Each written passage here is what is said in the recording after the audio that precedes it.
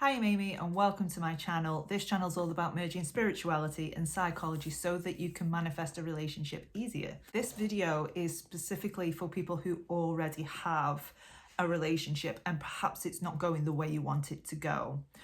So let's jump into that. So maybe you've got your ex back and the same patterns are happening again. Maybe you're in a new relationship and repeating patterns are happening again.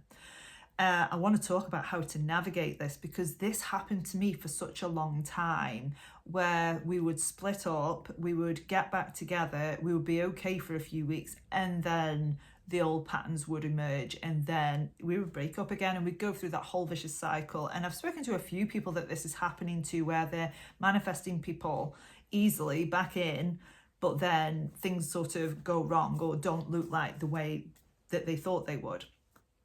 And I'm here to tell you that that is normal. It is absolutely normal. There is always healing to do. And the whole point of a relationship is so that these parts of you are triggered so you can see them, so you can heal them. So if you think that something's going wrong, it's not. I want you to start really looking at these things as progress. Even though it doesn't feel like progress, it is, because any trigger that you have is progress. It's there to show you something so that you can heal it, so you can release it, and so you can move forward.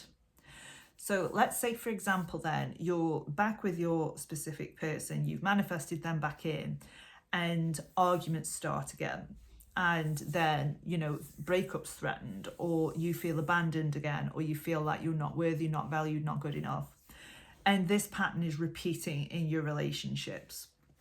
First of all, I want you to remind yourself that you are absolutely good enough. You are absolutely good enough for this relationship. Regardless of what that person is doing right now, you are good enough. And when I started to do this, it did not matter how big the arguments got. As long as I could center myself and be in that place where I am good enough no matter what happens. Even if he walks out that door, I am still good enough. When you can do that and be with yourself, what you're going to do is you're going to break those patterns. So I personally went into codependent patterns. So I would, if we were in conflict, we would argue and then I would go into codependency. And what that looked like was me telling him exactly what he needed to hear to make him stay. I would blow smoke up his arse to make him stay. And actually what I was doing was not meeting my own needs in that moment, because I can tell you in those moments I wanted a break. I needed time away so I could process what was going on.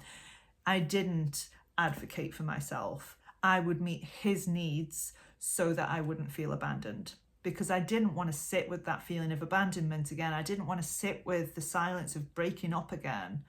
And what I was telling my subconscious mind was that he's more important than me, that his needs matter more than mine, that my feelings don't matter. I'm not seen, I'm not heard, I'm not understood.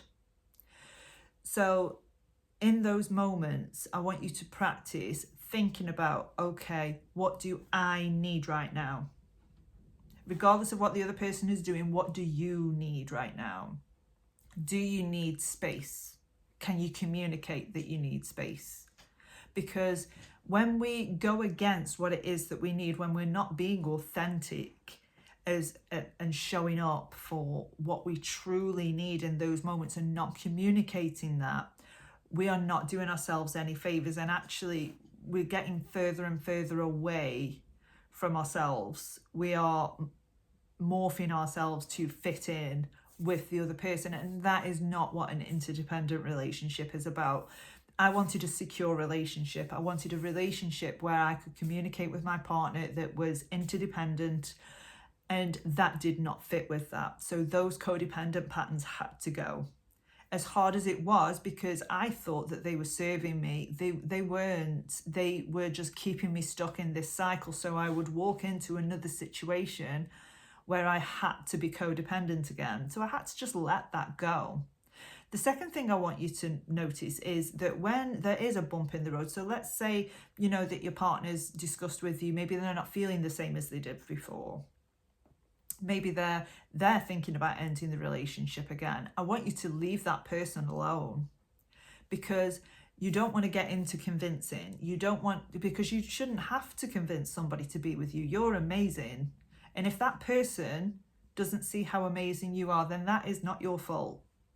That's not your fault. Let that person sit with what they are saying. Let that person process what they are saying and leave them to it and focus on, okay, how do I feel about that? What is this bringing up in me? What is this triggering in me? Am I afraid of being abandoned again? Okay, let's talk about that.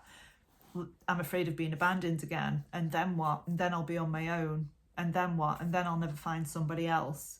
And we want to really get to the bottom of these triggers so that we can sit with it and release it, because the reality of the situation is, even if that person walked out of the door, it doesn't mean that they won't come back, and B, you would survive. You would survive. And I did a video on Monday about how to thrive during a breakup. And because this is what is making us so afraid. We're afraid that this person's going to leave us and we won't survive, because the feeling of abandonment, and I'm sure, you know, people out there will relate to this, when you feel abandoned, you do feel like you're going to die. And I'm not being dramatic. That is what it feels like. It feels like, oh my God, I'm going to die. And this is exactly how I felt when my husband left me. Those first few weeks were awful. I literally felt like I wasn't going to survive. And I did. I'm still here. So if it is bringing up those triggers of abandonment or loss in you, it's so important that you actually face that fear. Because once you face the fear, it's not got the power anymore. And when your fear doesn't have any power, and when you can fully feel it and let it go, it's going to stop showing up in your experience. So I want you to really normalize bumps in the road, because when people say about, oh, I manifested my SP back and it's been plain sailing ever since, I'm always a bit dubious, because, you know, you can only deal with so many triggers on your own. It's when you're in the thick of it and you're feeling triggered and it's there in front of you. That, for me, is where the real work begins. Maintaining that is where the real work begins. Getting them back is easy. And the real work will begin when you're back in the relationship, because they're your mirror and they are meant to trigger these things in you. So I want you to really normalize bumps in the road. I don't want you to think, oh my God, there's a bump in the road and now that's it, they're going to go and I've lost it again. I don't want you to think that, because it's not true. It is progress. It is meant to happen. It is something that's in you that is just coming up so that you can release it. So try not to go straight into, oh my God, this is happening again and I'm going to end up on my own again. Let's try and sit back and just see it as, okay, rough patches in relationships are normal. It's not unresolvable. We can resolve this together, and use that as the opportunity to resolving things together, because that is what you want. That is what an interdependent relationship does. You resolve things with each other. And if you can get into that, and if you can get into the idea that it is resolvable and communicating with your partner, you're going to find a really deep intimacy. And that is what unconditional love is. You are going to know each other on a much, much deeper level than you ever thought possible. And it is going to be so much more fulfilling. So instead of, when you feel triggered, thinking, oh my God, things are going to end, sit back and think, okay, it's just a rough patch. It's resolvable. Vocalize that if you want to, thinking, well, I think this is resolvable, so let's think of a solution for this. And try and nip the catastrophic thinking in the bud and get back on it. Get back as the secure version of you.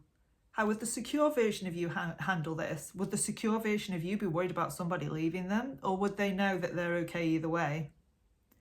So I hope you found this video helpful. If you did, drop a comment below with any questions that you've got at all. If you like this content, please consider subscribing to this channel and leaving this video a like so that others can see it. And I will see you in the next video.